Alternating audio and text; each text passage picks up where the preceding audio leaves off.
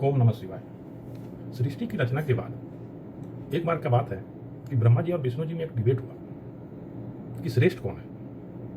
ये डिबेट धीरे धीरे लड़ाई का रूप ले लिया और ब्रह्मा जी ब्रह्मास्त्र निकाल लिए और विष्णु जी सुदर्शन चक्र। सृष्टि के लोग पूरा डर गए, बोले अगर ये लोग चला दिए तो सृष्टि तो खत्म हो जाएगा। इसी बीच शिव जी एक ज्योति के रूप में बहुत ही तेज रोशनी और ज्योतिर के एक लिंग के रूप में, एक गोलाकार खंभे के रूप में प्रकट हुए दोनों के बीच में और बोले कि हमारा नीचे या ऊपर आप में से जो भी पहले ढूंढ के ला दे तो वही श्रेष्ठ है।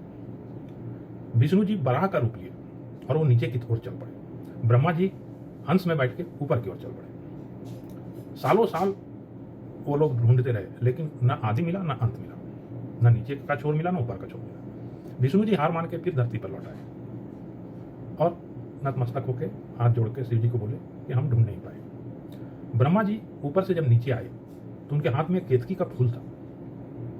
केतकी का फूल को वो गवाह बना के बोले कि देखिए ये आपके लिंग के ऊपर से हम लाए हैं, हम ढूंढ लिया। शिव जी तो समझ गए, बोले कि आप तो झूठ बोल दिए, आपको हम श्राप देते हैं कि आपका धरती में पूजा नहीं होगा। और केतकी का फूल को श्राप दिए कि तुम झूठा गवाही दी है, इसलिए शिवलिंग के ऊपर में कभी भी केतकी का फूल नहीं चढ़ाया जाएगा। केतकी वही केवड़े का फूल होता है, केवड़े का इत्र जो मिलता है वही औषधि के रूप में यूज होता है। ब्रह्मा जी का पुत्र था दक्ष प्रजापति। ये वही दक्ष प्रजापति है जिसका 60 पुत्रियां थी, उसमें से एक सती थी और सती ही वो कन्या है जो इस सृष्टि का सबसे पहला लव मैरिज की, शिव जी का आराधना करके, शिव जी को प्रसन्न करके उसके साथ शादी की थी। दक्ष प्रजापति शिव जी के रूप को लेके थोड़ा सा अनकंफर्टेबल थे, तो वो लाइक नहीं करते थे। एक बार यज्ञ किए तो यज्ञ में शिव जी को आमंत्रण नहीं मिला, लेकिन बेटी होने के नाते सती तो आ गई। सती आ गई तो सभी देवतागण उपहास उड़ा दिए।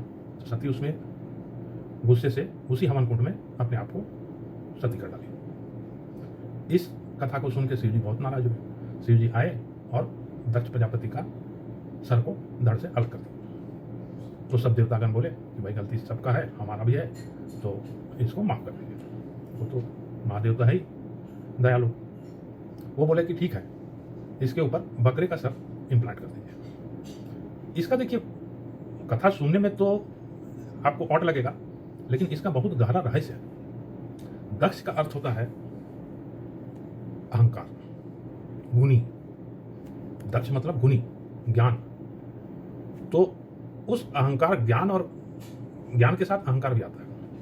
तो उसके ऊपर बकरे का सर रखने का मतलब ये है, साइंटिफिक वे से देखे, कि भाई इसका अहंकार को हम खत्म कर दें। अब ये पृथ्वी में है जरूर, लेकिन इसका ज्ञान नहीं है। इसको जो जैसा बोलेगा ये वैसा बिहेव करे, उसका मतलब ये हुआ। दक्ष का 27 कन्या के साथ, वो सबसे सुंदर जो थे इस लोक में, चंद्रमा, उसके साथ 27 कन्या का शादी कर दिया। 27 कन्या मतलब 27 नक्षत्र, नक्षत्र भी 27 होते हैं। उसमें से रोहिणी नक्षत्र जो है, रोहिणी जो कन्या थी, उसके साथ चंद्रमा बहुत ज्यादा इंटीमेसी हो गए। तो बाकी सबको खराब लगा कि भाई शादी तो हम लोग भी किए हैं, लेकिन वो सिर्फ रोहिणी को ही प्यार करते हैं। तो अपने पिता को ये संदेश भेजे कि भाई ऐसा ऐसा बात है। तो दक्ष बहुत गुस्सा हुआ और वो चंद्रमा को श्राप दे दिया कि तुम्हारा तेज जो है, तुम्हारा सुंदरता जो है, वो धीरे धीरे क्षय हो जाएगा, क्षय रोग से तुम ग्रसित हो जाओगे। अब चंद्रमा धीरे धीरे अंधकार में बदलने लग गया। फिर सृष्टि को प्रॉब्लम हो गया कि अब क्या किया जाए। तो ब्रह्मा जी के पास जब गए तो बोले कि शिव ही तुमको बचा सकता है, शिव का आराधना करो। प्रभास क्षेत्र जो गुजरात में काठियावाड़ आजकल जिसे कहते हैं, उसी क्षेत्र को पहले प्रभास क्षेत्र बोलते थे। वहां पर चंद्रमा 1 करोड़ 10 करोड़ महामृत्युंजय जाप किया। 6 महीने तक अंत में शिव जी को आना पड़ा। शिव जी जब ब्रह्मा और विष्णु का ये कहानी जो बताए, उस समय वो बोले कि श्रेष्ठ तो महादेव ही हैं, तो आप भी पृथ्वी लोक में वास कीजिए। तो शिव जी बोले थे कि हम 12 जगह इसी ज्योतिर्लिंग के रूप में आएंगे, हम सशरीर नहीं आ सकते। तो सबसे पहला ज्योतिर्लिंग सोमनाथ है, उसी का कहानी हम बता रहे हैं।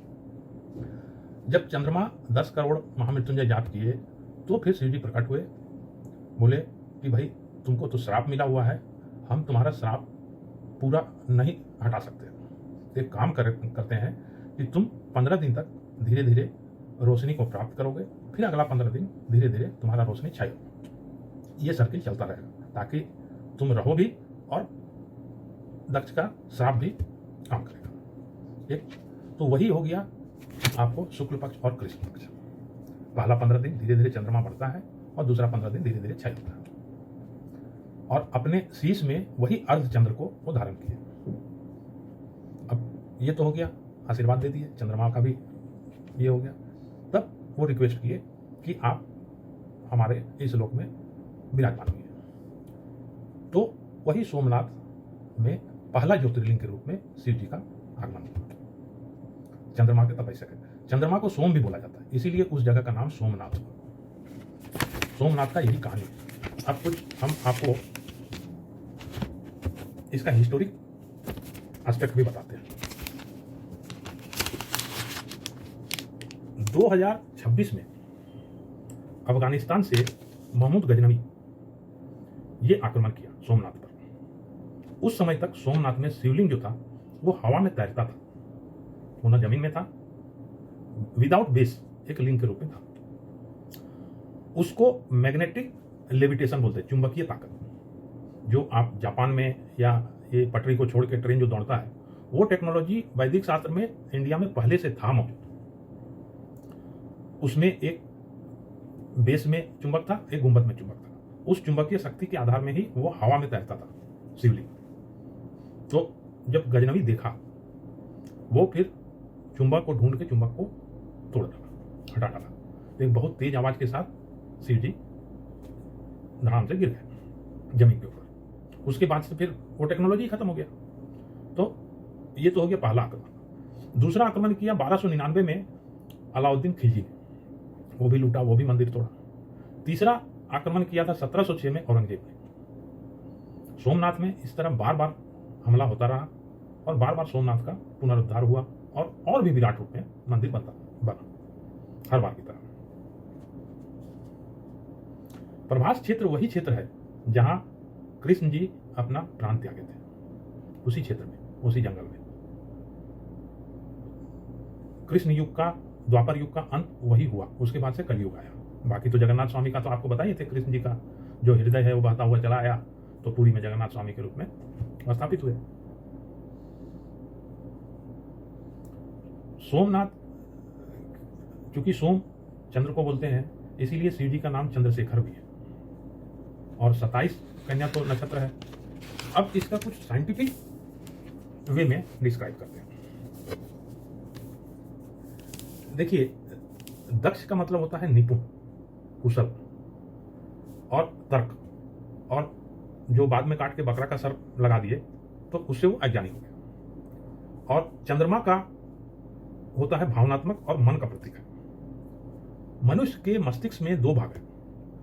एक होता है आपको दक्ष का रूप, जिसमें आपको ज्ञान होता है, उससे आप निपुण और कैलकुलेटिव तर्कशाली इंसान बनते हैं, वो पावर अगर रहेगा तो। और एक होता है आर्टिस्टिक, जो चंद्रमा का प्रतीक है।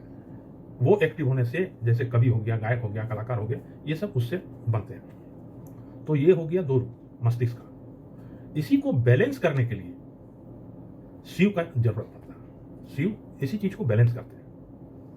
जैसे ज्ञान के साथ अहंकार नहीं आना चाहिए, तो अहंकार को काटने के लिए शिव का आराधना जरूरी है। और कला को भी सिर्फ कला के भरोसे तो आप रह नहीं सकते हैं। तो नाड़ी होता है ईड़ा, ईड़ा और पिंगला। ईड़ा नाड़ी हो गया दक्ष का और पिंगला नाड़ी हो गया चंद्र का। शिव हो गया सुषुम्ना नाड़ी।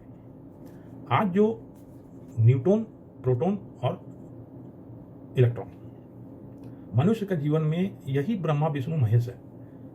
इंसान के शरीर में, इंसान का शरीर छोड़िए, सृष्टि का कोई भी चीज में ये तीन चीज मूल तत्व है, ब्रह्मा विष्णु महेश। इसी को अब न्यूट्रॉन, प्रोटॉन और इलेक्ट्रॉन बोलते हैं।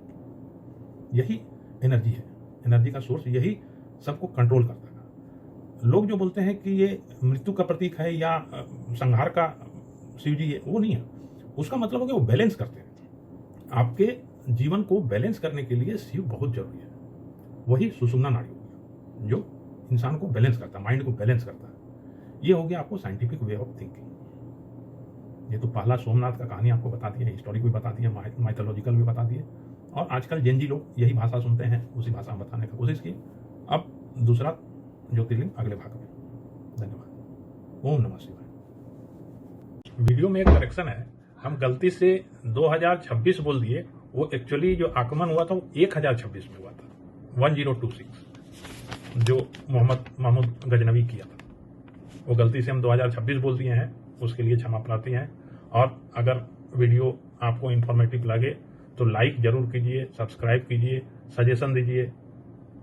हम कोई प्रोफेशनल नहीं है जो आपको हम प्रवचन दें, जस्ट सनातन में सबको ये चीज़ जानकारी होना चाहिए। इस कारण आपके ही लैंग्वेज में, जनरल लैंग्वेज में हम ये कथा बोलने का हिम्मत किया। धन्यवाद।